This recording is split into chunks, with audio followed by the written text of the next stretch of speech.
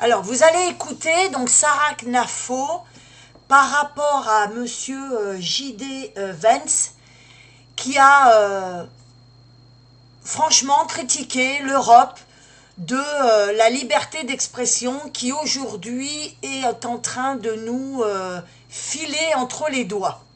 Écoutez Sarah Knafo. D'abord, le discours de J.D. Vance.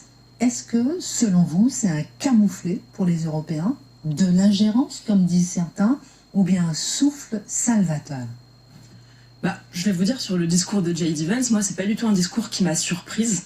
D'abord parce que je sais que J.D. Vance représente un courant duquel je me sens proche, duquel nous sommes proches chez Reconquête. D'autre part parce que ce qu'il a dit représente pour moi des évidences. Le fait de dire que les dirigeants ne doivent pas avoir peur de leur peuple, que ça s'appelle la démocratie, qu'on ne doit pas censurer le peuple ni le craindre, tout ça me paraît évident. En revanche, ce qui m'a étonné, c'est les réactions à ce discours. Alors d'une part, les réactions émerveillées, comme si on n'avait jamais entendu un discours pareil. Je veux faire offense à personne en rappelant que sur ce même plateau, vous avez un homme qui s'appelle Éric Zemmour et qui a déjà parlé de tous ces sujets en long, en large et en travers. Ce sont des sujets qu'on partage évidemment chez Reconquête.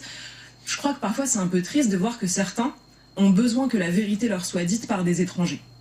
On n'a pas besoin d'attendre notre salut de l'étranger. Ce que J.D. Vance a dit, on le sait. Je pense que c'est Reconquête qui représente le mieux ce courant de pensée en France, parce que ni nous nous alignons pas sur J.D. Vance, il ne s'aligne pas sur nous, mais on représente tous deux des grandes aspirations populaires qui sont en train de traverser tous les peuples occidentaux. Voilà, donc vous avez entendu, c'est vrai que la liberté d'expression aujourd'hui, elle est en danger, puisque la liberté d'expression n'est pas exactement la même chose que l'on entend par rapport à ce que la gauche entend par liberté d'expression. Et aujourd'hui, c'est vrai qu'heureusement qu'on a des gens, soi-disant, de l'extrême droite. Moi, j'appelle ça le bon sens. Et je pense que Sarah Knafo sera d'accord avec moi si je dis qu'aujourd'hui, il n'y a plus de bon sens dans notre pays.